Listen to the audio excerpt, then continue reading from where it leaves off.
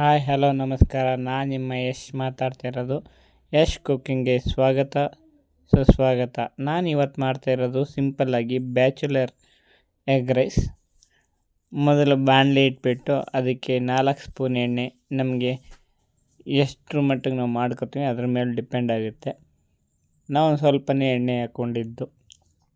ಎಣ್ಣೆ ಕಾದ್ಮೇಲೆ ಈರುಳ್ಳಿ ಹಾಕ್ಕೊಂಡು ಅದನ್ನು ಚೆನ್ನಾಗಿ ಫ್ರೈ ಮಾಡ್ಕೊಳ್ಳೋಣ. ಚೆನ್ನಾಗಿ ಫ್ರೈ ಆಗಬೇಕು ಅಂದರೆ ಒಂದು ಸ್ವಲ್ಪ ಯೆಲ್ಲೋ ಕಲರ್ ಬರಬೇಕು. ಅದಾದಮೇಲೆ ಮೆಣಸಿನ್ಕಾಯಿ ಹಾಕ್ಕೊಳ್ಳೋಣ. ಮೆಣಸಿನ್ಕಾಯಿ ಹಾಕೊಂಡಾದ್ಮೇಲೆ ಅಚ್ಕಾರದ ಪುಡಿ, ಒಂದು ಸ್ವಲ್ಪ ಧನಿಯಾ ಪುಡಿ, ಗರಂ ಮಸಾಲ, ಅರಿಶಿನ ಪುಡಿ, ಅದಕ್ಕೆ ಗರಂ ಮಸಾಲ ಹಾಕ್ಕೊಳ್ಳೋಣ. ಇದೆಲ್ಲನೂ ಚೆನ್ನಾಗಿ ಫ್ರೈ ಮಾಡಿಕೊಂಡು ಆದಮೇಲೆ ಆಗ್ತಾ ಇರಲಿ. ಅದು ರುಚಿಗೆ ತಕ್ಕಷ್ಟು ಒಂದು ಸ್ವಲ್ಪ ಉಪ್ಪು, ನಿಮ್ಗೆ ಎಷ್ಟು ಬೇಕೋ ಅಷ್ಟು. ಜಾಸ್ತಿ ಬೇಕು ಅಂದರೆ ಜಾಸ್ತಿ ಹಾಕ್ಕೋಬೋದು, ಕಡಿಮೆ ಬೇಕು ಅಂದರೆ ಕಡಿಮೆ ಹಾಕ್ಕೋಬೋದು. ಜಾಸ್ತಿ ಹಾಕ್ಕೊಂಡ್ರೆ ಬಿ ಪಿ ಜಾಸ್ತಿ ಆಗುತ್ತೆ, ಕಡಿಮೆ ಹಾಕ್ಕೊಂಡ್ರೆ ಬಿ ಪಿ ಮೀಡಿಯಮ್ಲಿರುತ್ತೆ. ಒಂದು ಸ್ವಲ್ಪ ಬೆಂದಮೇಲೆ ಇದಕ್ಕೆ ನಿನಗೆ ಎಷ್ಟು ಬೇಕೋ ಅಷ್ಟು ಮೊಟ್ಟೆ ಹಾಕ್ಕೋಬೋದು. ಒಂದು ಬೇಕಂದರೆ ಒಂದೇ ಸಾಕು, 2 ಬೇಕು ಅಂದರೆ 2. ನನಗೆ ಒಂದು ಸ್ವಲ್ಪ ಚೆನ್ನಾಗಿರಲಿ ಅಂದ್ಬಿಟ್ಟು ಏನು ಮಾಡಿದೆ, 3 ಮೊಟ್ಟೆ ಹಾಕ್ಕೊಂಡೆ.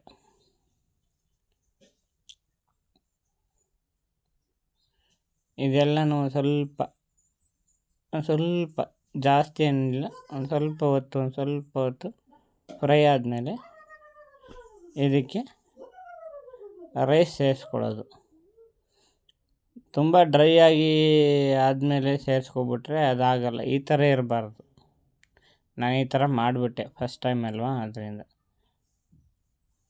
ಈ ಥರ ಆದರೆ ಇದು ಎಗ್ ಬುರ್ಜಿ ಥರ ಆಗೋಗುತ್ತೆ. ಇದು ಎಗ್ ಬುರ್ಜಿನ ನೆಕ್ಸ್ಟ್ ಟೈಮ್ ಮಾಡ್ತೀನಿ. ಇದಕ್ಕೆ ಒಂದು ಸ್ವಲ್ಪ ನಿನಗೆ ಎಷ್ಟು ಬೇಕೋ ಅಷ್ಟು ಅನ್ನನ ಸೇರಿಸ್ಕೊಂಡು ಚೆನ್ನಾಗಿ ಫ್ರೈ ಮಾಡ್ಕೊಳ್ಳೋದು. ಫೈನಲಿ ಇದಕ್ಕೆ ನಿನಗೆ ಬೇಕಾಗಿರೋದು ಈರುಳ್ಳಿ, ಹಸಿಮೆಣಸಿನ್ಕಾಯಿ, ಖಾರ. ಇಷ್ಟ ಆಗಿದರೆ ಲೈಕ್ ಮಾಡಿ, ಶೇರ್ ಮಾಡಿ, ಕಮೆಂಟ್ ಮಾಡಿ.